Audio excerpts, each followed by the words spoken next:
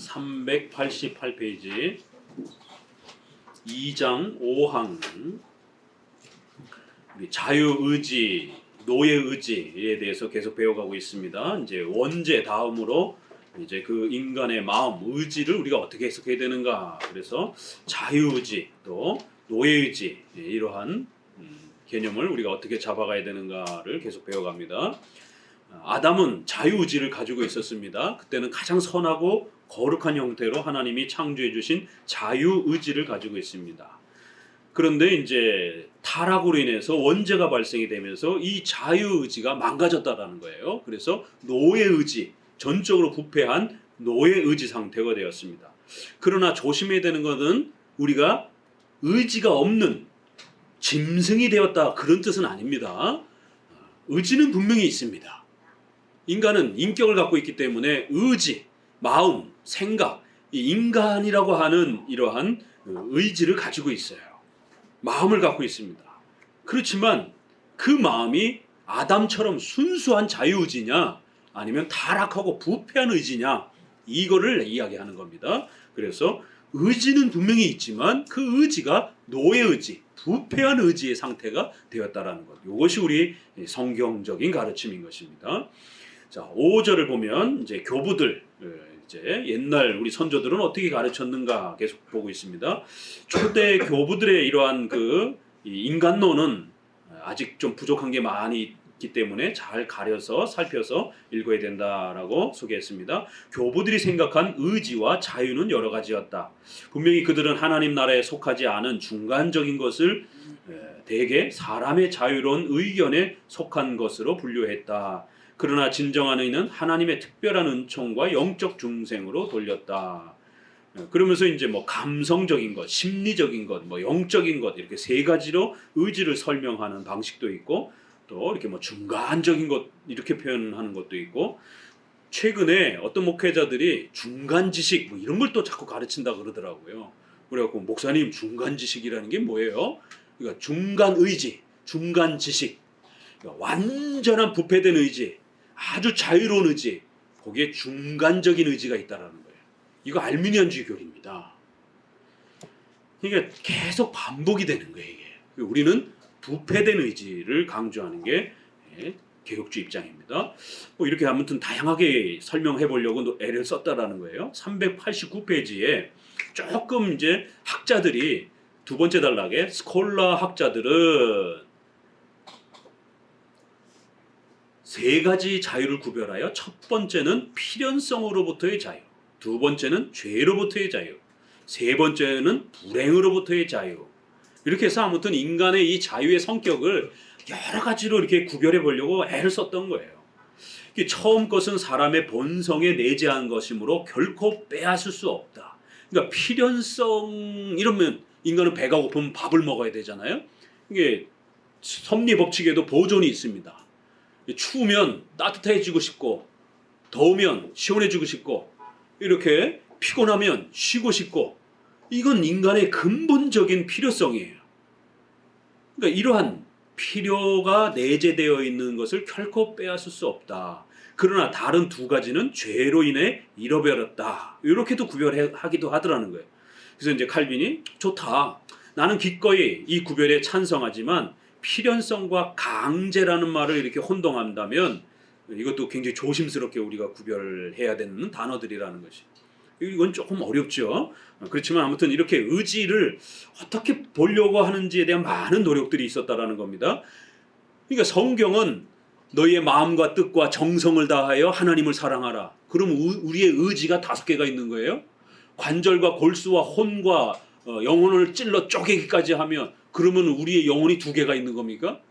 그래서 몸과 영혼, 영혼, 육, 이렇게 해서 또 3가지로 있느냐, 2가지로 있느냐, 이런 막 혼동이 있을 때 성경은 다채로운 표현을 씁니다.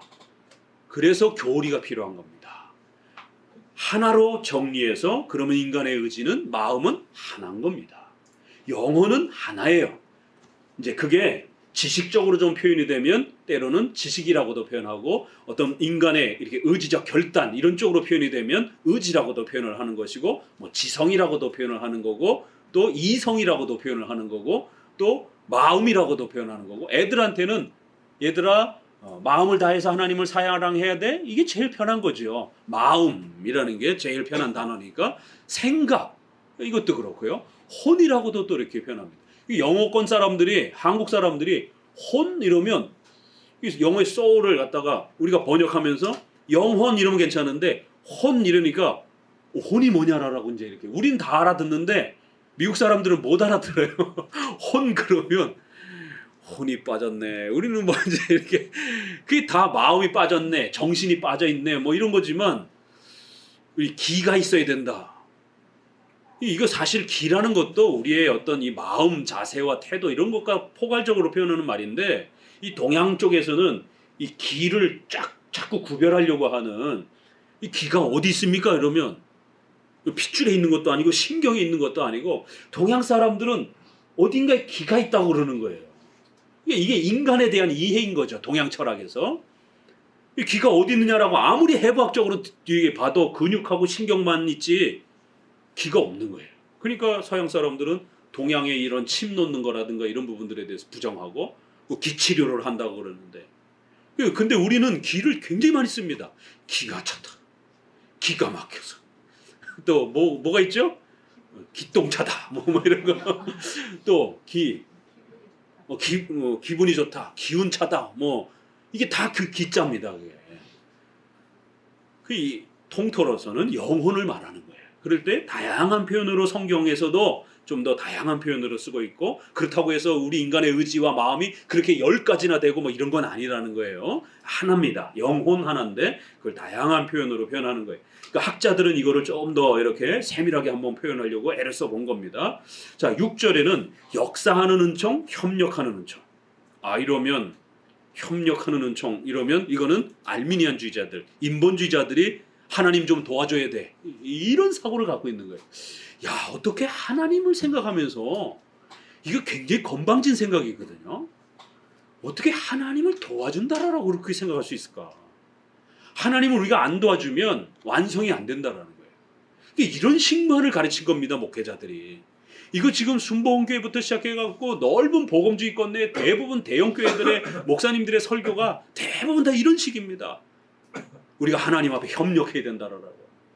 우리가 섭리신앙에서 협력의 개념은 창조주가 우리 피조물을 인격적으로 의지를 사용하는, 이성을 사용하는, 인간의 마음을 수단으로 사용하는, 도구로 사용하는 데 있어서 하나님이 배려해 주시는 그런 방식을 말하는 것이지, 하나님이 얘들아 나 좀 도와줘, 이런 공로적인 그런 도움을 50% 하나님 50% 인간의 도움을 통해서 신이 뭔가를 완성해야 되는 이런 공로주의적 신인 협력주의가 아닙니다. 그런데 대부분의 복음주의권 내에서는 그렇게 가르치는 거예요. 우리 장로교만이 하나님의 절대 주권으로 인간에게 협조를 구하지 않고 하나님이 단독적으로 주권적으로 작정과 섭리로 작은 것에서부터 큰 일에 이르기까지 하나님이 원하시는 모든 걸 다 하신다는 거예요. 다만 인간이기 때문에 강제로, 억제로, 어거지로 이렇게 향하지 아니하시고 아주 인격적으로 인간을 사랑하면서 인간의 인격을 배려하면서 그렇게 사용하신다라는 거예요. 그래서 우리는 도구 개념으로 협력을 사용하는데 이쪽 사람들은 공로적 개념으로 협력을 사용하는 거예요. 그래서 단어가 다릅니다. 영어로는 이쪽은 시너기즘이라고 그러는 거고 우리는 concurrence라고 이렇게 표현하는 겁니다. 영어는 좀 단어가 달라요. 근데 이제 한문으로 우리 표현할 때는 협력이라는 단어가 이것만큼 좋은 단어가 없어요. 우리 한글에는. 그러다 보니까 협력이라고 쓴 것이에요. 그런데 이 인본주의에도 신인 협력주의가 있잖아요. 그래서 앞에다가 신인을 붙인 겁니다. 협력주의를 좀 더 선명하게 신과 인간이 공로적으로 반반 보태서 일을 한다 이렇게 해서 신인 협력주의라고 말하는 거고 우리는 섭리적 협력이다 이렇게 말을 하는 거예요. 그래서 협력하는 은총, 아니 은총이면 은총이지 왜 자꾸 인간이 협력해야 된다라고 이렇게 말을 해요. 그러면 이건 은총이 아니죠. 그러니까 항상 이단들은 이렇게 다가오는 겁니다. 믿음으로 구원받아야 됩니다. 이렇게 다가오는 거예요. 절대로 행위로 구원받습니다. 돈 많아야 구원받습니다. 이러면 바로 이단으로 찍혀가지고 교회 안에 들어오지도 못합니다. 사탄이 그렇게 바보가 아니에요. 아주 그럴듯하게 믿음으로 구원받습니다. 은혜로 구원받습니다. 그러나 협력을 해야 됩니다. 인간이 공로적으로. 성인의 도움도 받아야 됩니다. 마리아의 도움도 받아야 됩니다. 은사 체험도 좀 해야 됩니다. 이렇게 가는 거예요. 그래서 은총이라고 말하면서 곁에다가 뭘 자꾸 붙이는 거예요. 그래서 우리 종교개혁자들은 군더더기를 자꾸 붙이지 말라. 오직 성경, 오직 믿음, 오직 예수 그리스도, 오직 은혜라고만 말해라. 그래서 오직 싸움이 붙은 겁니다. 그러니까 오늘날도 사실은 오직 싸움이에요. 저처럼 보수적 이런 장로교회 개혁주의 이런 목회자들은 오직이라고 이렇게 얘기를 하는 거예요. 그러니까 일반 목회자들이 저 고리타분한 보수주의 목사들, 저 고리타분한 칼빈주의 목사들, 저 개혁주의 목사 맨날 싸움이나 붙이고 그냥 이렇게 좋은 게 좋은 거지 이렇게 서로 막 이쪽 교회도 옳고 저쪽 교회도 옳고 다 좋고 다 이렇게 옳은 거지. 뭘 꼭 오직 믿음만으로 이렇게 오직 성경을 믿어야 된다라고. 성경도 믿고 좀 체험도 좀 하고 이러면 좋은 거지. 저 장로교 목사들은 왜 그렇게 맨날 오직이라고 성경만 믿어야 된다고 체험 다 무시하고 이렇게 말하는 겁니다. 오늘날도 오직 싸움이에요. 역사하는 은총, 이건 하나님이 주권적으로 역사하는, 이거는 조금 이제 우리 느낌이 나잖아요. 근데 협력하는 은총 이러면 대번 단어가 인본주의 냄새가 확 나는 겁니다. 자, 이것을 인정한다고 할 때 사람이 선행을 할 수 있으려면 자유의지만으로는 불충분하고 은총의 도움을 받아야 한다는 것을 부정할 수 없을 것이다. 은총은 평등하고 아무에게나 분배된다고 하는 광신자들에 대해서 시간을 낭비하는 일은 하지 않겠다. 이거 보세요. 이거 알미니언주의에 대해서 칼빈이 이렇게 비판하는 겁니다. 알미니언주의는 나중에 등장했지만 그 신학 사상은 로마 카톨릭에서 그대로 지켜왔던 거기 때문에 똑같은 거예요. 혼합주의. 은총은 평등하고 모든 사람들에게 베풀어진다라는 것. 예정이 아니라는 것. 제한 속죄가 아니라는 것. 누구나 다 구원받는다라는 것. 보편 속죄, 만인 구원. 그러나 우리 장로교는 아닙니다. 모두가 다 구원받지 않습니다. 예정된 사람들이 구원받습니다. 그 예정된 사람들에게만 제한적으로 예수님의 십자가의 은혜가 주어지는 겁니다. 그 예정된 사람들이 죽을 때까지 하나님의 견인의 보호를 받는 겁니다. 그러니까 넓은 복음주의권 내에서는 저 예정론주의자들 이렇게 욕하는 거예요. 그런데 칼빈은 예정론을 반대하는 사람들, 은혜가 모든 사람들에게 평등하게 분배되어야 된다라고 이렇게 가르치는 만인 구원론, 만인 은총론 이렇게 가르치는 자들을 광신자들이라고 이렇게 비판을 합니다. 이게 종교개혁의 설교였던 거예요. 자, 그러면 이러한 이미 내용과 관련해서 계속 보면, 그러나 인간은 이 선을 행할 힘을 완전히 빼앗겼는지 아니면 비록 미약하지만 아직은 다소의 힘이 남아있는가 하는 문제, 곧 자체만으로는 아무 일도 할 수 없지만 은총의 도움을 받으면 자기 몫을 할 수 있는가 하는 문제는 아직 해명되지 않았다. 이렇게 은총을 얘기하면서 지금 그러니까 우리의 싸움은요, 행위로 구원받는다 이렇게 대놓고 말하는 펠라기우스 목사, 어거스틴과 싸웠던 이런 사람들은 구별하기가 너무 쉬워요. 이건 바로 이단입니다. 예수 그리스도의 십자가의 은혜로 구원받지 않는다 라고 하면 그건 바로 이단입니다. 인간의 선행과 인간의 착한 삶으로 구원받는다 이러면 이단이 돼버리는 거죠. 근데 이제 우리에게 있어서 더 골치 아픈 사람들은 예수님 믿어야 구원받는다, 은혜가 있어야 구원받는다 라고 말하면서 거기다 더 붙이는 거예요. 아직 은혜가 다 100% 필요한 건 아니고 인간 안에 부패가 되지 않은 부분이 남아있으니까 한 20%는 우리 인간의 선행에 협력이 좀 필요한 것일 수도 있지 않느냐. 그 자체만으로는 아무 일도 할 수는 없지만 은총의 도움을 받으면 평상시에는 이렇게 죽어있다가 죽은 것처럼 보이다가 우리는 아예 죽었다라고 얘기를 하는 거예요. 그런데 이 중간주의자들은 죽은 것처럼 이렇게 인간의 의지가 힘이 없는 것뿐이라는 거예요. 그래서 하나님이 조금만 도와주시면 인간의 의지가 벌떡 일어나서 하나님을 위해서 봉사를 한다라는 거예요. 아니 그럼 이게 부패를 인정하는 거예요? 안 인정하는 거예요?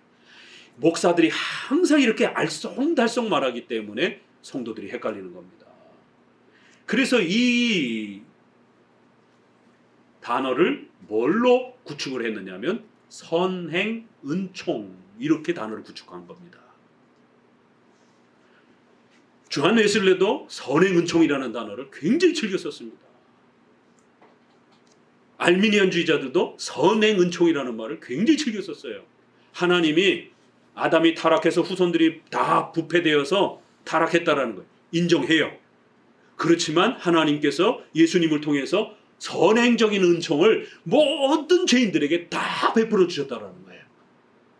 그러니까 이제부터는 그 은혜를 내가 어떻게 잘 사용하느냐의 여부에 따라서 우리가 구원도 얻을 수 있고 구원을 못 받을 수도 있다라는 거예요. 그러니까 구원이란 모든 인류에게 선행적으로 하나님이 다 베풀어 준 거를 인간이 그걸 어떻게 받아서 잘 사용하느냐 못 사용하느냐에 따라 구원받기도 하고 못 받기도 한다라는 거예요. 자, 그러면 구원의 절대적인 그 능력이 누구에게 있는 거예요? 하나님에게 있는 거예요? 인간에게 있는 거예요? 하나님은 다 뿌려줬어요. 너네들 다 구원받아라 하고 다 줬어요. 근데 구원 못 받는 사람도 있어요. 그럼 하나님이 무능력한 하나님이 되는 겁니다. 하나님이 선행은총으로 다 구원받을 수 있도록 은혜를 뿌려놨는데 어떤 사람은 죽을 때까지 예수님 안 믿고 죽잖아요. 현실이 그렇단 말이에요. 그러니까 대책이 필요한 겁니다. 이 인본주의자들이. 그러니까 뭐라고 말을 살짝 바꿨느냐면 우리 인간의 부패가 완전히 부패가 된 게 아니라 살짝 잠들어 있었던 건데 그 선행 은총을 받아가지고 하나님이 은총을 한 20% 살짝 도와주니까 나머지 인간이 80%가 벌떡 일어나서 이제 하나님을 열심히 섬긴다라는 거예요. 이런 식으로 그래서 하나님이 조금만 도와주면 된다라는 거예요. 그러면 인간이 그걸 잘 활용을 하면 얼마든지 우리가 구원을 성취할 수 있다라는 거예요. 그럼 죽을 때까지 예수님 안 믿는 사람들은 도대체 뭐예요? 그랬더니 그 사람들은 그 주신 은혜를 제대로 활용을 못해서 그런 거야. 그러면 구원의 궁극적인 힘과 그 원인이 누구에게 있는 거예요? 하나님에게 있는 게 아닙니다. 인간에게 있는 거예요. 하나님은 다 줬어도 구원을 못 시키는 겁니다. 왜요? 인간이 그걸 제대로 활용을 못하게 되면 인간이 결정을 어떻게 하느냐에 따라 하나님이 은혜를 주셨어도 그 은혜가 우리에게 도움이 될 수도 있고 안 될 수도 있다는 거예요. 아니 뭔 하나님이 은혜를 그런 식으로 주는가? 하나님이 그렇게 능력도 없는 은혜를 주시냔 말이에요. 그러면 하나님이 무능력한 하나님이 되는 거예요. 이렇게 왜 이 전적 부패의 가르침이 이렇게 중요하느냐 하면 이게 구원론으로 넘어가서 오직 예수 그리스도의 은혜, 불가항력적인 성령의 강력한 은혜, 지옥에서 우리를 끄집어낸다라는 건요 그렇게 만만한 일이 아닙니다. 죄악의 지옥의 형벌에서 우리를 끄집어내는 거 그렇게 쉬운 일이 아닙니다. 그래서 선행은총이라는 단어를 왜 이 사람들이 이렇게 즐겨 쓰는가? 우리 장로교는 이런 선행은총이라는 단어를 안 씁니다. 그래서 목회자 설교 신학자들의 강의를 한번 이렇게 한 5분 10분만 딱 들어보면요 이분 알미니안주의자구나. 이분 칼빈주의와 알미니안주의를 혼동하고 계시는구나. 왜? 사용하는 용어가 서로 다릅니다. 우리는 노예의지, 전적 부패 이렇게 말하잖아요. 단어 자체가 벌써 인간의 의지에 대한 단어가 신학적으로 정리가 돼 있단 말이에요. 이런 혼동이 있기 때문에 웨스민스터 신앙 고백을 통해서 몸과 영혼, 이분설이 우리 기독교의 인간론입니다. 또 하나님의 은혜란 오직 불가항력적 은혜입니다. 이렇게 표현을 하는 겁니다. 불가항력적 은혜 이런 표현 없어요 성경에. 그건 교리적으로 이제 우리가 그걸 해석해서 이단들하고 쓰는 단어가 쟤네들도 은혜라고 그러고 우리도 은혜라고 그러니까 성도들이 헷갈리는 거예요 이게 도대체. 그래서 우리는 앞에다가 좀 더 센 단어를 붙인 겁니다. 불가항력적인 은혜, 인간이 버틸 수 없는 은혜, 인간이 저항할 수 없는 은혜, 인간이 발버둥 칠 수 없는 은혜, 그냥 하나님이 지옥에서 확 끄집어 와야 되는 은혜, 거기에 뭔가 인간이 조금 더 보태줄 수 있는 이런 개념의 은혜가 아니라는 거예요. 그래서 은혜라는 단어를 거기다가 형용사를 붙여가지고 더 세게 말한 겁니다. 선택, 예정도 비슷하게 얘기해요. 그래서 우리 거를 다시 강조하는 겁니다. 무조건적인 은혜. 이렇게 저쪽에는 조건적인 은혜 이렇게 하는 거예요. 우리는 조건이 없어요. 무조건적인 은혜. 하나님께서 사랑하셔서 선택한 것이지 어떤 조건을 보고 그러면 또 뭐가 돼요? 돈 많은 사람, 똑똑한 사람, 권력 있는 사람 이렇게 되잖아요. 그래서 다시 한번 그 의지의 이러한 부패성을 오직 부패했다 이러면 끝이지. 거기다가 뭘 조금 잠들어 있는 것처럼 또 뭐 조금 협력하는 거, 이런 토씨 달지 말라라는 거예요. 깨끗하게 그냥 인간은 완전히 부패했다라고 말하면 된다라는 거예요.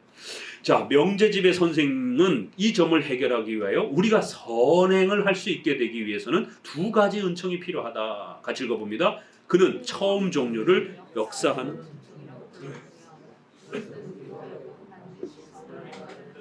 효과적으로 가지도록 마련한다. 둘째 것을 협력하는 은총이라고 불렀으며 이것은 하나의 보조로서 선한 의지를 따른다. 아주 이렇게 교묘하게 하나님이 좀 강하게 도와주시는 은총도 있고, 인간이 좀 하나님 앞에 협력해야 되는, 하나님을 좀 도와줘야 되는, 그래야 신이 힘을 내가지고 일을 하신다라는 거예요. 저는 이런 신 안 믿을 겁니다. 이런 신으로 가르친다라면. 그래서 칼빈주의 하나님, 개혁주의 하나님, 우리 장로교에서 설명하는 그 하나님이 훨씬 더 성경적이라는 거예요. 하나님은 누구의 도움도 필요 없어요. 하나님은 스스로 존재도 스스로 하시는 거고, 하나님은 모든 역사도 하나님 스스로 원하시는 대로 그렇게 행하시는 거예요. 그래서 우리가 그 하나님을 의지하기만 하면 주의 날개 그늘 아래서 주의 오른손으로 우리의 모든 인생을 하나님이 지켜주시는 그 하나님을 의지하고 살아가는 것이지, 내가 좀 도와줘야 하나님이 힘을 내고, 이런 하나님이라면 무능력한 하나님이 되기 때문에 그런 하나님을 어떻게 믿고 살겠습니까? 보세요. 그리스 신화도 그렇잖아요. 맨날 제우스하고 맨날 싸움하고, 그런데 싸움이 모자르니까 인간의 기도를 좀 인간이 보태줘야 되고, 그래서 인간하고 협력해가지고 어떤 무슨 역사를 이루고, 이게 그리스 신화란 말이에요. 그러니까 이런 세상 철학이 기독교 안에도 들어와가지고 뭔가 하나님을 좀 도와줘야 되는 것처럼 이런 식으로 자꾸 신을 생각하도록 그렇게 설교하고, 교회 안에서 찬송도 그렇게 가사들을, 그런 것들을 만들고 이렇게 분위기를 형성하니까 어린아이들 그런 분위기에서 키우면 그런 신을 상상하게 됩니다. 그러나 어려서부터 찬송에서도, 교리문답에서도, 또 설교에서도 하나님의 절대 주권, 하나님의 작정, 섭리, 예정, 이렇게 우리는 아무것도 할 수 없고 오직 하나님이 모든 걸 다 하십니다. 그러면 이제 거기에는 그럼 우리 인간은 기계인가? 우리는 아무것도 안 해도 되는가? 항상 이것에 대해서 설명해야 될 그 위험은 있어요. 그래도 그건 나중에 차차 설명하면 돼요. 우선적으로는 우리는 부패한 악한 죄인입니다. 우리는 하나님의 절대적인 도움이 필요합니다. 이게 머릿속에 확 박혀야 돼요. 그래야 여러분이 결혼, 가정, 자식 키우는 거, 또 직장 생활, 이런 모든 생활들을 하면서 어떤 어려움이 딱 부딪혔을 때, 이건 절대 주권적인 하나님이 나에게 허락하신 일이지, 함께 하신 일이지. 그러면 두렵지가 않아요. 자신감이 생긴단 말이에요. 그러니까 칼빈주의의 이러한 교리들, 전적 부패, 하나님의 절대 작정과 섭리, 교리가 무장되면 어떤 일이 벌어지느냐? 이런 담대함이 발생이 됩니다. 이게 아직 마음속에 형성되지 않을 때는 막 기도하다가도 불안해요. 이거 될까? 안 될까? 이거 하나님이 들어줄까? 안 들어줄까? 이거 내가 이거 선택한 게 맞나? 안 맞나? 이거 지난번에 음성 들었던 게 이게 잘못 들었나? 베레벨 생각이 늘 들어갑니다. 그래서 크리스찬들도 불안해하고 우울해하고, 크리스찬들도 우울증에 빠지는 거예요. 왜요? 이런 계속 정신적 스트레스를 받게 되면 이 정신에 압박을 받는 겁니다. 그러면 마음이 건강하지 못한 상태로 불안 상태에 계속해서 빠지게 되는 거예요. 그래서 장로교 신앙을 하게 되면 정신적으로도 굉장히 건강해집니다. 왜요? 이 세계관이 뚜렷해지기 때문에. 그래서 하나님이 우리를 도와주시고, 하나님이 못 보시는 게 없다라고, 하나님이 허락하시지 않은 어떤 일도 일어날 수 없다라고 하는 이러한 강력한 신관 아래 우리 삶에 어떤 일이 부딪혀도요, 이건 하나님이 허락하신 거고 하나님이 계획이 있으셔서 나에게 준 거다라고 그러면 원망, 불평 이런 것도 이제 점점 사라지기 시작합니다. 원망, 불평과 불안이 사라지기 시작하게 되면 부부지간에 아주 친목이, 부부의 사랑과 부부의 신뢰관계가 더 가까워집니다. 그래서 칼빈주의 신앙을 해야 부부가 이혼하지 않고 더 오래도록 함께 살 수 있습니다. 아셨어요? 우리 신혼부부들, 어설픈 알미니안주의, 이러한 인본주의적 그러한 방식으로 신혼을 출발하게 되면 벌어지는 일들, 시댁과 또 친정과 여러 가지 또 사회 문제, 수많은 문제들이 시시때때로 부닥칠 때마다 이거 어떻게 해결해야 되지? 자기 힘으로 해결할 수 없는 일도 만나게 되고, 이런 불안해지는 거예요. 힘들어지는 거예요. 걱정스러워지는 거예요. 그러면 서로에 대해서 짜증내기 시작하게 됩니다. 서로에 대해서 짜증내고 말도 투박스럽게 하게 되고 너 때문이야 원망이 나오기 시작하고 남편 때문이야 아내 때문이야. 결국 이러한 사고들이 지배하기 시작하게 되면 부부의 신뢰도 깨져버립니다. 그러니까 저희 부부도 이 주권신앙과 이런 걸 배우기 시작하면서 어떤 일이 벌어지면 우리도 똑같아요. 그런 일이 벌어집니다. 그러면 이번엔 하나님이 어떤 일을 하실까? 부부가 이렇게 저희 앉아서 밥 먹다가 대화와 그거를 생각하고 고민하는 방식이 다릅니다. 분명히 어려운 일이에요. 굉장히 힘든 일이 벌어졌습니다. 그러나 보는 방식이 달라요. 하나님이 이번에는 어떻게 도와주실까? 어떻게 우리가 이 일들을 또 배울 수 있을까?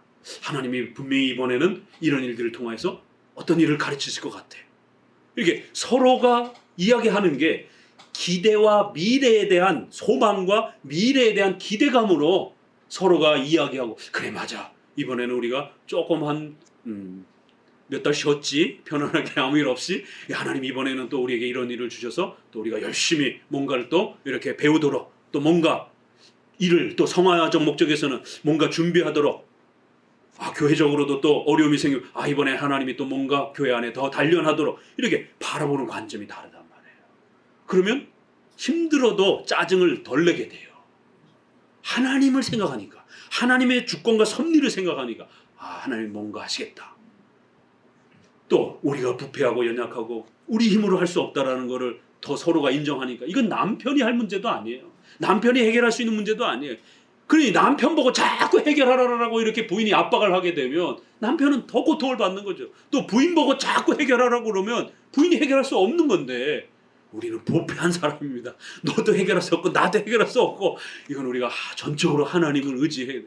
이게 제3자가 이렇게 보면 부부 대화가 저래 이렇게 생각할 수 있지만 우리 개혁주의 칼빈주의를 배운 부부들은 대화가 다릅니다. 섭리를 전제하고 대화를 하기 때문에. 그러면 아이들한테도 아이들이 부모 마음에 맞게 어떻게 크나요? 부모들 마음이야 다 서울대연대 고대 가고 삼성연대 다 들어가가지고 다 그렇게 살고 싶어 하죠. 그렇지만 갑자기 아이들이 뭐 예술 한다라고 갑자기 막 잃어버리고 막 갑자기 뭐 서울대 다니다가 다 중퇴해버리고 갑자기 음악 한다고 막 이러고 인간은 복잡합니다.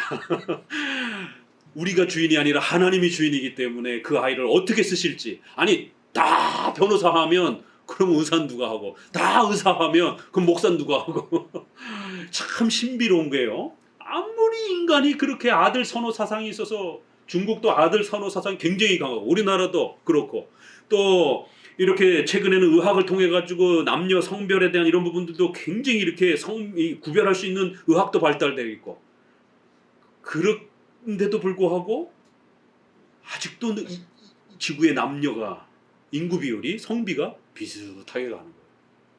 이게 인간의 힘으로 가능하겠습니까 이게?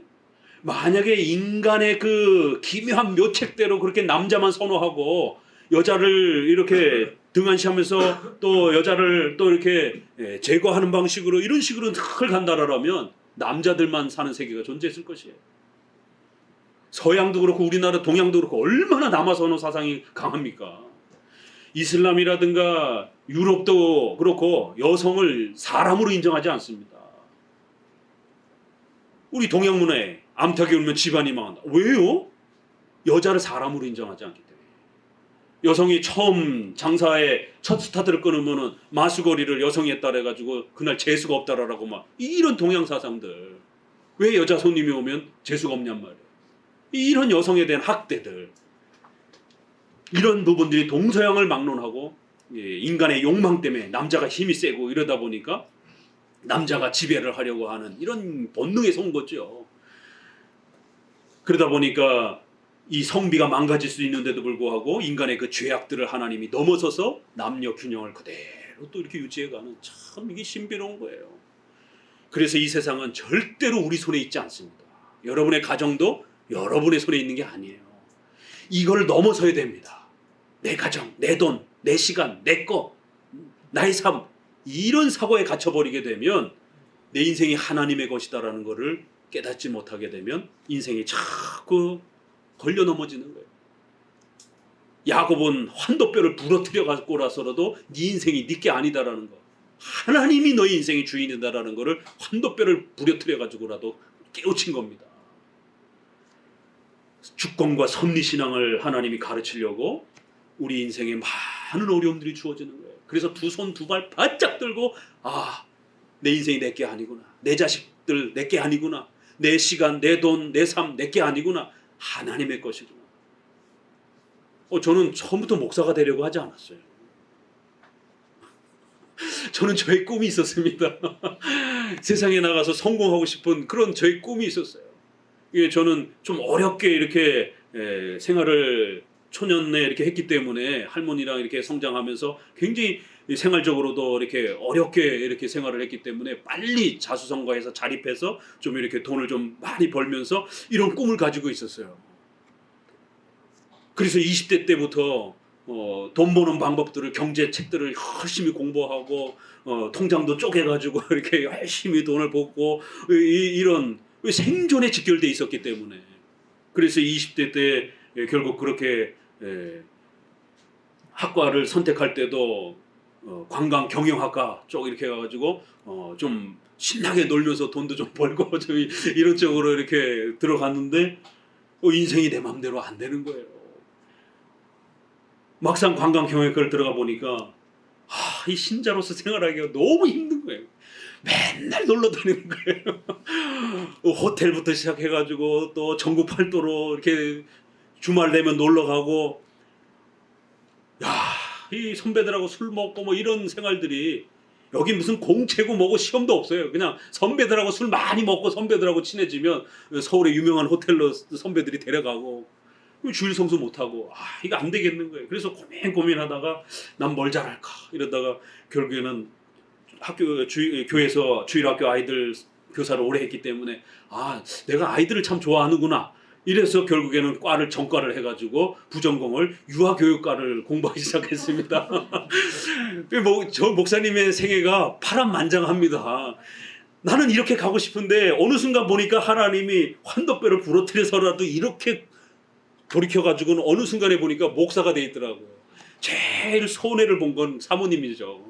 처음에는 분명히 목사 안 한다고 그래가지고 처음에 일반 성도로서 시집을 왔는데 어느 순간에 갑자기 사모하라고 그러니까 처음부터 자기가 헌신해가지고 사모기를 쫓아왔으면 억울하지는 않을 텐데 신랑이 그 길을 선택하니까 반 억지로 쫓아오게 된 이제 이런 상황이 벌어지잖아요. 그래서 유아교육과를 해가지고 전부 다 40명이 여잔데 거기에 남자 혼자, 저 혼자 들어가가지고 유아교육과를 공부를 하면서 그런 그 시간들을 보내서, 유아교육과 선생님도 남자가 들어오니까 얼마나 기뻐요. 그러니까 남학생이 들어왔다고 그러면서 잘해주시고 그러면서 공부를 하고 학점도 잘 주시고, 그렇게 해서 유아교육과를 공부하고 나와서 선교원을 차린 겁니다. 도무지 이게 호텔에 들어가가지고 막 이게 주일 성수 못하고 이래서 안 되겠더라고요. 그런데 유아교육과를 이렇게 졸업하고 선교원, 옛날엔 교회에서 선교원을 많이 했잖아요. 그래서 선교원을 해서 거기서 이렇게 잘 이렇게 해가고 있었는데, 그래서 아이들도 많이 성장해가지고 이제 돈도 상당히 벌기 시작했습니다. 어머니들 이렇게 상담 이런 것들도 제가 잘해가지고는 또 이게 외모도 준수하고 그러니까 어머니들이 좋아하시고 그래가지고 이게 상담하고 그러면은 아이들을 이렇게 많이 맡겨주고, 또 이렇게 해서 입소문이 나가지고 한 20명만 되면 이렇게 그 자립이 되는데 한 40명, 50명까지 이렇게 올라가면 이제 그건 다 수입으로 들어오는 거란 말이에요. 그래서 한 50명까지 이렇게 막 올라가고 막 승승장구해서 막 선생님을 더 뽑아야 되고, 이거 분원도 만들어야 되고 막 머릿속에 이 온갖 상상들을 하고 있었는데, 어느 날 기도하러 갔다가 그 기도원에서 기도원 원장님이 우리 형제님은 신학을 하셔야 될 것 같아 이러시는 거예요. 그래서 왜요? 했더니 얼굴 광채가 막 신학이 막 목사님 이런 그 풍향이 막 비쳐나는 것 같아.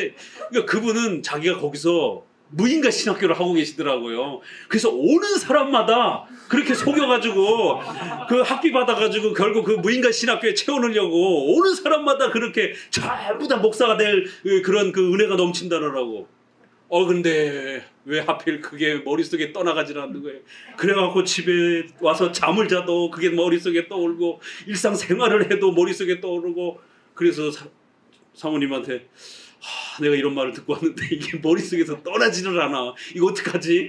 이러면서 기도하기 시작하면서 결국 나중에 돌이켜보니까 신학교에 입학이 되어 있는 겁니다. 하나님은 그러한 자들의 허무맹랑한 그러한 자들의 그 작은 소리도 도구로 사용하셔서 저에게 마음의 그러한 변화를 일으키는 아주 중요한 기회로 삼은 거예요. 내 인생 내 마음대로 안 됩니다. 절대로 여러분의 인생이 여러분의 것이다라고 착각하지 마시고 여러분의 힘으로 살 수 있다라고 착각하지 마세요. 하나님이 원하는 대로 끌고 가는 겁니다. 조금은 네 맘대로 살아보라라고 시간을 줬다가 이제 결정적 시간이 되면 확 돌이키는 겁니다. 그러면 그 어마어마한 역사와 우리 마음의 변화와 내 마음도 내가 컨트롤 못합니다. 아니 그냥 슬쩍 들어오고 누구는 막 다 한 귀로 듣고 한 귀로 흘리는 말인데 근데 왜 저는 그게 내 마음속에 떠오르고 계속 생각이 나느냐 말이에요. 그래갖고 너무 생각이 나가지고 주변에 신학교 다니는 선배들한테 신학교 가려면 어떻게 해야 돼? 이러면서 이제 결국 신학교까지 들어가게 되는 그런 일이 벌어진 겁니다. 그러니까 참 인생을 돌이켜보게 되면 이렇게 하나님이 주관하시는 거지 인간이 협력하는 게 아닙니다. 자, 좀 더 읽어봅니다. 베르나르두스 이렇게 해갖고 또 롬바르두스 이게 다 이제 중세 시대의 이런 로마 카톨릭의 철학자들인데 신학자들인데 33번이라고 되어 있는 그 부분요. 작은 글씨 33번 이 색 중간쯤에 이 생각과 어거스틴의 생각은 거리가 멀다. 둘째 부분은 또한 모호하여 부패한 해석의 원인이 되었으므로 나는 싫어한다. 이런 협력하는 은총, 선행하는 은총 이렇게 아주 애매하게 이렇게 표현하는 이런 표현들 굉장히 조심해야 된다라는 거예요. 그들은 하나님의 원조하는 은총과 우리가 협력한다고 생각하였다. 이거 벌써 100년 전인데 알미니안주의자들이 가르친 1600년도의 가르침하고 1500년도에 칼빈이 비판했던 내용하고 거의 똑같습니다. 신학이란 통일성이 있기 때문에 이렇게. 자, 넘어오셔가지고 391페이지 위에서 셋째 줄부터 읽어봅니다. 우리에게 자유의지가 있다는 것은 우리가 선과 악을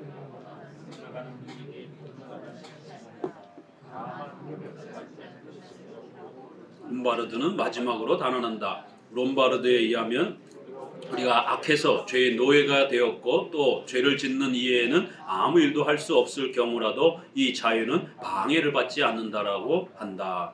이제 성도들이 강요를 읽기에 이제 조금 어려운 부분들이 이제 이런 부분들이에요. 이게 읽고 나서 이게 맞는 말인지 틀린 말인지 한번 평가해 보세요.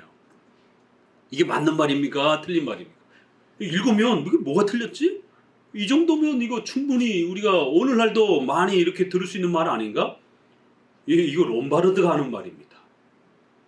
그리고 후대 100년 뒤에 알미니안주의자들이 말한 거고 그리고 또 100년 뒤에 웨슬레가 이걸 살짝 또 이렇게 변형해서 말을 합니다. 우리에게 자유의지가 있다라고 하는 것은 선과 악을 행하거나 생각하는 능력이 완벽하게 우리가 그 힘을 갖고 있다. 그런 뜻은 아니라는 거예요. 그러니까 부패 인정하는 거예요. 다만 강요를 받지 않는다라는 뜻이다. 그래서 우리가 악에서 죄의 노예가 되었고 또는 죄를 짓는 이후에는 아무 일도 할 수 없을 경우라도 이 자유는 방해를 받지 않는다는 뜻이다. 아주 이렇게 살짝 비틀어놓는 거예요. 강요를 받지 않는다는 뜻이다. 이러면서 그러니까 우리가 억지로 이렇게 방해를 받아가지고 악을 행할 수밖에 없는 그런 상태는 아니라는 거예요. 그러니까 분명히 부패한 건 인정하지만 그렇다고 노예의지 완전은 전적으로 부패해가지고 죄만 짓는 이런 식으로 방해를 받는 상태란 그건 또 아니지 않느냐. 이렇게 아주 절묘하게. 그래서 분명히 부패된 건 인정하지만 그럼에도 불구하고 우리가 노예의지처럼 죄만 짓는 그런 게 아니라 결국 우리 인간이 뭔가를 이렇게 할 수 있는 여지는 아직 남아있는 거다. 그런 능력은 그래도 우리에게 조금 남아있는 거다. 이렇게 아주 절묘하게 인간의 의지를 잠들어 있다든가 일부분 좀 남아있다든가 이렇게 절반 정도로 표현하는 겁니다. 이렇게 다. 좀 그게 학문적으로 학자들이 말하다 보니까 조금 어려울 뿐이에요. 7절 사람은 필연적으로 죄인이지만 강제적인 것은 아니라고 하는 사실은 자유의지론을 확립하지 못한다. 이게 지금까지 말한 거예요. 그래서 인간은 부패한 걸 인정하지만 그럼에도 불구하고 죄만 짓는 노예의지, 전적 부패 이런 상태라고 말하는 건 조금 너무하지 않느냐. 그러니까 인간이 뭔가 할 수 있다라고 말해야 된다. 이렇게 중간 정도로 말하는 거 이거 자유의지론에 대해서 상당히 심각한 설명이라는 겁니다. 같이 읽어봅니다. 사람에게 이런 종류의 자유 결정권이 있다고 말하는 것은 그가 선과 악을 선택하는 힘을 동등하게 가졌기 때문이 아니라 이러면서 완벽하게 인간이 능력을 가졌다. 그런 뜻은 그건 부정해요. 이 사람들도. 자, 그러나 그럼 다음 강요를 받지 않고도 자기의 의지로 악한 행동을 하기 때문이라고 한다. 실로 이 말은 사실이다. 그러나 이런 사소한 것에 훌륭한 이름을 붙여서 무슨 소용이 있는가? 인간은 자기가 강요를 받아가지고 억지로 죄를 짓고 이런 건 아니에요. 분명히 우리도 이걸 구별해야 됩니다. 여러분이 원해서 교회 온 거예요. 여러분이 무슨 막 등 떠밀려 갖고 죄를 짓는 게 아니에요. 여러분이 죄를 짓는 거예요. 그렇죠? 이게 인간이기 때문에. 그렇지만 이 강요라는 단어를 우리도 쓰긴 하는데, 그래서 섭리론에 보게 되면 우리의 의지를 침해하거나 강요하거나 그렇게 폭력적으로 위협하거나 하지 아니하시고 인간의 의지를 보호하고 확립하시는 방식으로 우리를 통치하신다. 이렇게 돼 있어요. 웨스트민스터에서도. 강요하는 방식으로 이렇게 하면은 핑계가 되잖아요.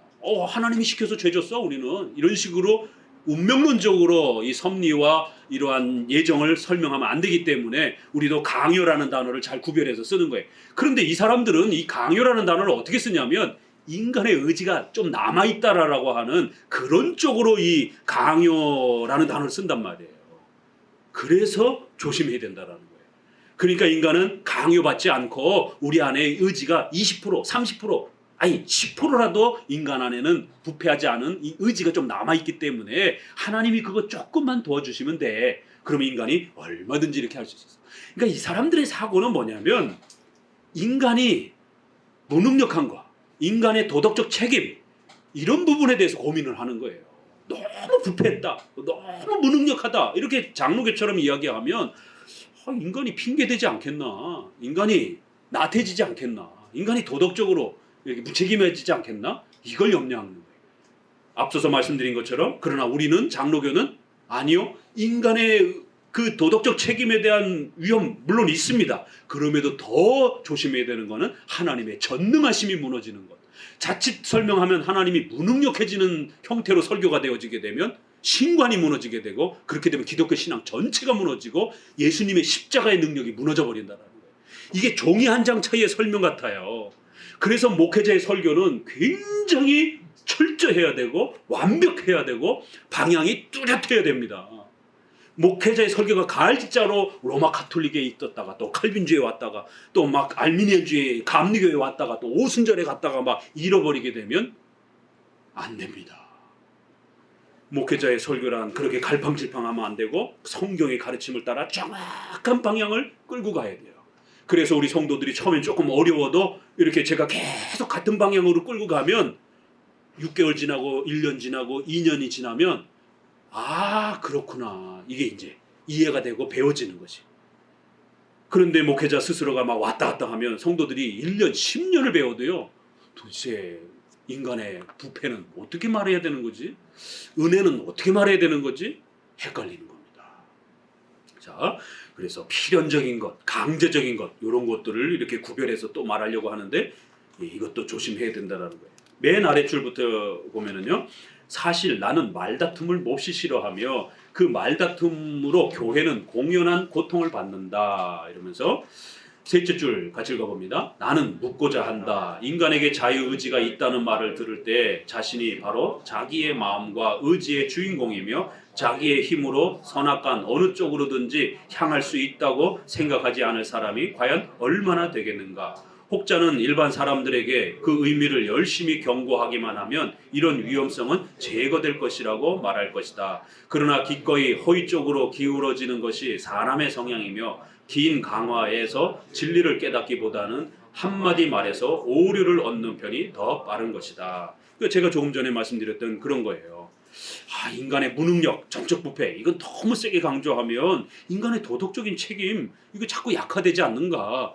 이러면서 혹자는 일반인들에게 그 의미를 열심히 경고하면 얼마든지 이렇게 우리가 잘 극복할 수 있지 않습니까? 그러니까 인간의 의지가 뭔가를 해야 된다라고, 인간의 의지가 열심히 해야 된다라고 이렇게 열심히 가르쳐야지 인간이 삐뚤어지지 않지. 장로교 목사님처럼 모든 게 부패했다, 전적 무능력했다, 이렇게만 너무 세게 말하면 인간의 도덕적 책임이 약화되지 않습니까?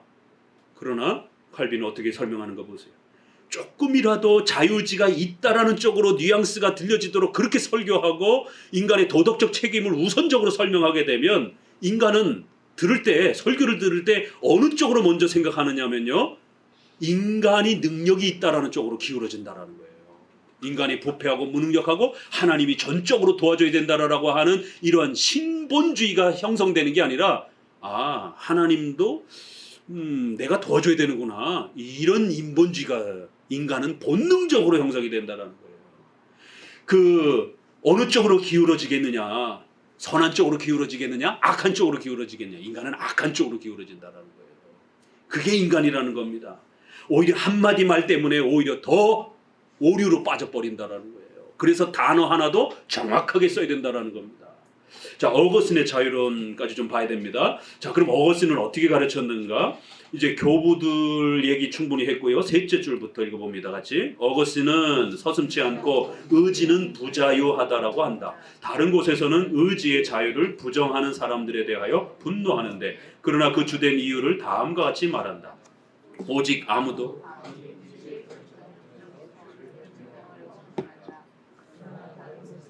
성령께서 함께 하시지 않으면 사람의 의지는 자유롭지 못하. 의지는 부자유, 자유가 없다라고 얘기를 한다라는 거예요. 그런데 어거스틴은 또 다른 곳에서는 의지의 자유를 부정하는 사람들에 대해서 이렇게 또 분노한다라는 거예요. 그러니까 어떤 때는 자유가 있는 것처럼 얘기하는데 또 어떤 때는 자유가 없는 것처럼 얘기해요. 어거스틴의 설교를 보게 되면. 그래서 헷갈리는 거예요. 그럼 어거스틴의 이러한 그 표현을 어떻게 읽어야 되는가? 그럼 어거스틴은 자유가 존재하다라고 말하는 것인가? 그래서 어거스틴을 잘못 읽어낸 로마 카톨릭은 바로 인간은 완전히 부패하지 않고 의지가 있다, 선한 의지가 남아있다라고 간 겁니다. 그래서 칼빈이 그렇게 조롱한 거예요. 로마 카톨릭도 자기들의 신학은 어거스틴주의에 기초했다라고 하고 우리 개혁주의도 어거스틴에 기초했다라고 얘기를 합니다. 그래서 칼빈이 양쪽 다 어거스틴을 계승한다라고 하니까 설명이 필요하잖아요. 그래서 칼빈은 로마 카톨릭을 향해서 뭐라고 얘기를 하냐면, 그 어거스틴이라고 하는 그 거대한 보물창고에 들어가서 너네는 어떻게 이렇게 쓰레기만 주워 나오냐? 참 그것도 제주도 용하다 그런 거예요. 우리는 그 보물창고에 들어가서 어거스틴이 말했던 오직 은혜, 오직 그리스도, 오직 믿음으로 구원받는다, 예정론, 섭리론, 이런 걸 가지고 온 거예요. 칼빈은 보물을 갖고 온 겁니다. 그런데 로마 카톨릭 사제들은, 신부들은 그 어거스틴에게 들어가가지고 어거스틴이 연옥이 있을 수 있지 않을까? 이렇게도 말을 했어요. 어거스틴도 약간 아직은 이제 그 초대교회이기 때문에 어거스틴도 실수로 말한 부분들이 많이 있어요. 그래서 결혼은, 성은 조금 약간 더러운 건 아니더라도 신앙에 좀 방해되는 것이지 않을까? 이렇게. 그래서 애 낳는 것까지만 부부생활을 하고 애 낳고 난 다음에는 굳이 부부생활을 해야 되나? 이렇게. 어거스틴도 약간 좀 이렇게 성에 대해서 부정적으로 이렇게 생각을 했습니다. 그러다 보니까 카톨릭 사제들이 어떻게 했어요? 성은 더러운 것이구나. 이래서 사제들은 결혼하면 안 돼. 이걸 교회법으로 정한 겁니다. 어거스틴이 약간 실수한 걸 갖다가 확 삐뚤게 만들어버린 거예요. 그래서 칼빈이 다시 한번 어거스틴을 설명하면서 어거스틴이 자유의지가 있다라고 말할 때는 그런 의도가 아니라는 거예요. 우리 인간이 짐승이 아니지 않느냐, 의지가 있는 인간이지 않느냐, 그런 차원에서 의지가 있느냐 없느냐를 다룰 때는 의지가 있다라고 말하는 거예요. 인간은 짐승이 아니에요. 인간은 인격이 있기 때문에 의지가 있는 겁니다. 우리가 좋아하는 일, 나쁜 일을 우리가 선택하는 거예요. 그래서 인간은 의지가 있는 거예요. 그러나 그 능력을 말할 때는 다르게 말해야 되는 거예요. 그러나 부패된 의지를 갖고 있다. 노예 의지 상태를 갖고 있다. 그런 면에서 보게 되면 인간은 완전한 자유의지는 없는 거다. 이렇게 말을 하는 겁니다. 의지 자체는 있는 거예요. 이게 없으면 인간이 짐승이 돼버립니다. 그러나 그 의지가 어떤 성격이고 어떤 능력이냐라고 했을 때 노예 의지, 부패된 의지. 그래서 아담과 같은 완전한 자유의지는 못 갖고 있다. 그래서 어떨 때는 의지가 있어 이렇게 말하고 어떨 때는 또 의지가 없어 이렇게 말을 하는 거예요. 뭐 그걸 다 설명하면서 말할 수가 없으니까 간단하게 말할 때는 우리 인간은 의지가 있습니다. 그렇기 때문에 당신이 죄를 졌으면 그건 너 책임입니다. 이렇게 죄를 책망할 때는 이제 이렇게 말을 하는 거예요. 그러나 또 구원의 능력과 관련해서 말했을 때는 우리는 구원과 관련해서 어떤 구원의 보탬도 할 수 없고 우리 힘으로 할 수 없습니다. 우리는 노예 의지, 우리는 완전한 자유의지가 없기 때문입니다. 이렇게 또 말을 하는 거예요. 그래서 문맥을 잘 살펴야지 그 단어 하나만 끌어다가 이렇게 잘못 말하면 안 된다는 거예요. 393페이지 일곱째 줄 어거스틴은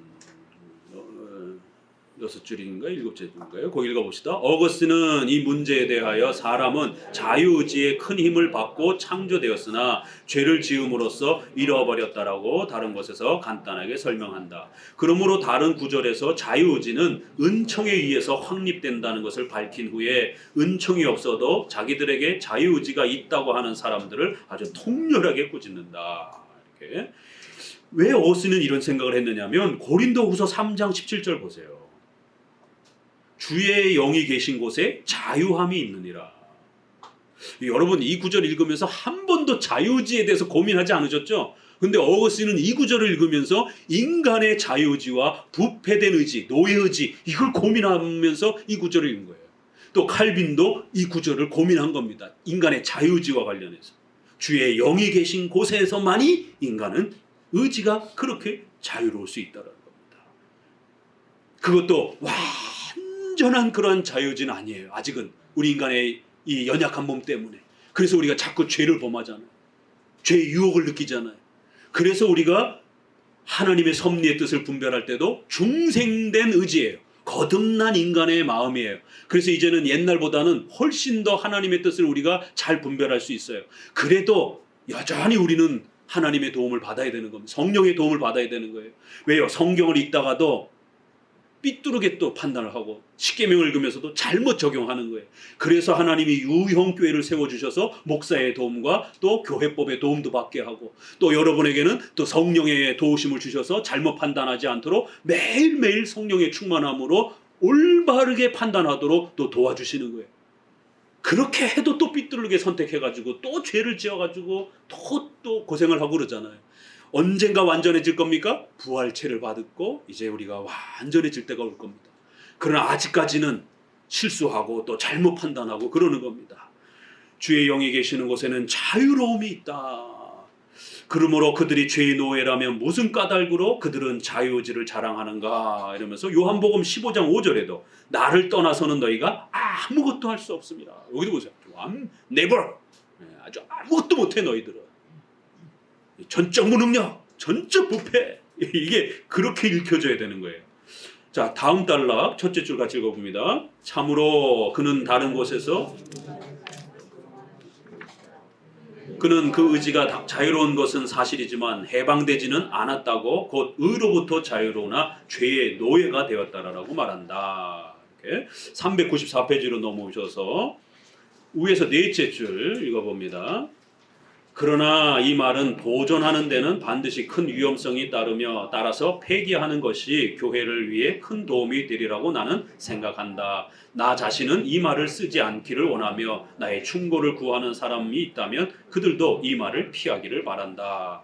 그래서 교부들은 자유의지가 있다라고 때로는 그렇게 막 설교하고 말을 했어요. 그러니까 그때까지는 이 자유의지를 어떻게 정리해야 되는지 아직 교회가 합의가 잘 안 되고 있기 때문에 그래서 칼빈은 자유의지라는 말 쓰지 말라라는 거예요. 교회 안에서.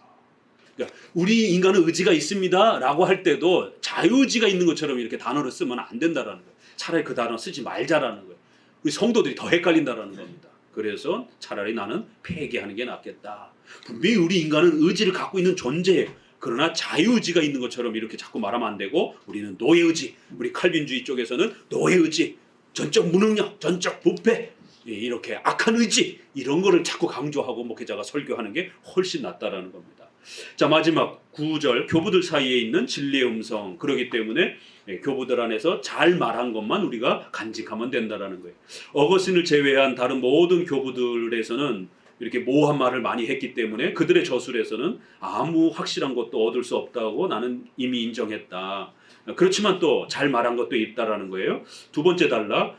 그러나 모호한 생각을 가르치면서도 그들은 인간의 덕성을 없는 것으로 또는 낮은 것으로 평가하였으며 모든 선행에 대한 공로를 성령께 돌렸다. 그래서 어거스틴도 그 키프리아누스 밑에서 둘째 줄 같이 읽어봅니다. 우리의 것은 하나도 없으며 따라서 우리는 아무것도 자랑해서는 안 된다. 교부들도 이런 훌륭한 말을 했어요. 395페이지로 넘어가면 첫째 줄, 사람은 자기의 권리라고 할 것이 전혀 없게 되었으므로 하나님께 전적으로 의지할 줄을 알아야 한다는 뜻이 아니고 무엇이겠는가 이러면서 쭉 내려오셔서 밑에서 셋째 줄 정도 이제 읽어봅니다. 간호, 그들이 자유의지를 지나치게 찬양할 때도 있었지만 사람들이 자기의 덕성에 대한 자신을 완전히 버리고 자기의 힘은 전적으로 하나님께만 있다고 생각하도록 가르치려는 것이 그들의 목적이었다. 이렇게 그래서 교부들을 칼빈을 따라서 우리가 한 번 다 읽어본 거예요. 이 부패론과 관련해서. 자, 그리고 이제 칼빈이 결론을 내리는 겁니다. 그러니까 이제 10절에 모든 자기 긍정을 버려야 된다. 우리의 것 다 버려라. 이제 이렇게 결론을 맺는 겁니다. 그건 다음에 또 이렇게 함께 보도록 합니다. 기도합니다.